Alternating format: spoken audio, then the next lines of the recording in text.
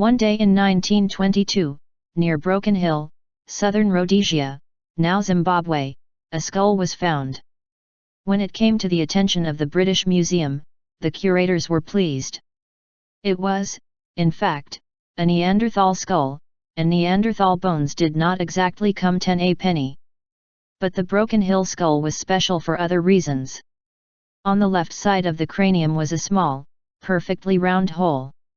At first it was assumed that it had been made by a spear, or other sharp implement, but further investigation proved that this had not been the case. When a skull is struck by a relatively low-velocity projectile such as an arrow, or spear, it produces what are known as radial cracks or striations, that is, minute hairline fractures running away from the place of impact. As there were no radial fractures on the Neanderthal skull, it was unanimously concluded that the projectile must have had a far greater velocity than an arrow or spear. But what? Another mystery was that the right side of the cranium had, in the words of one anthropologist, been blown away. Further research also proved that the right side of the cranium had been blown away from the inside out. In short, whatever had hit the Broken Hill Neanderthal on the left side of his head had passed through it with such force that it had caused the right side to explode. Researcher René Norbergen, who investigated the mystery in his excellent book Secrets of the Lost Races, commented, "This same feature is seen in modern victims of head wounds received from shots from a high-powered rifle." Norbergen's comments were more than appropriate, for forensic experts who have studied the skull in Berlin have since concluded that the cranial damage to Rhodesian man's skull could not have been caused by anything but a bullet.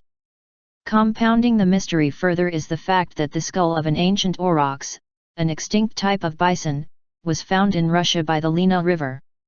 It, too, had been shot in the head, thousands of years previously, but had survived for some time, as the bullet hole had calcified.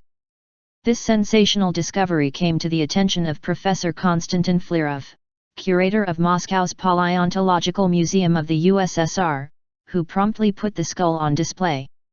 Incredible though it sounds, we are faced with quite forceful evidence that, thousands of years ago, someone discharged a bullet into the skull of one of our anthropological cousins and also nearly killed a large mammal by the same method.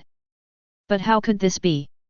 One obvious, but very radical, solution is to conclude that, contrary to what we have always understood, ancient man may have been technologically developed to a very high degree. Did a small but advanced civilization develop the concept of ballistics long before the Chinese?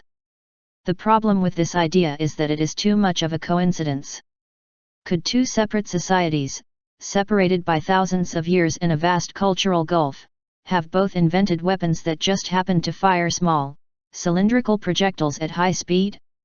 One colleague suggested to me that the only alternative is the possibility that someone from the future, carrying a firearm, traveled back into the past and engaged in some sort of trans-temporal hunting expedition. This takes us perilously close to the realms of science fantasy, of course, but the fact is that the hole in the aurochs skull got there somehow.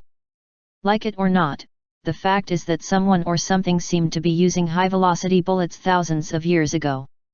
We don't know who, we don't know why, and we don't know how, but it happened.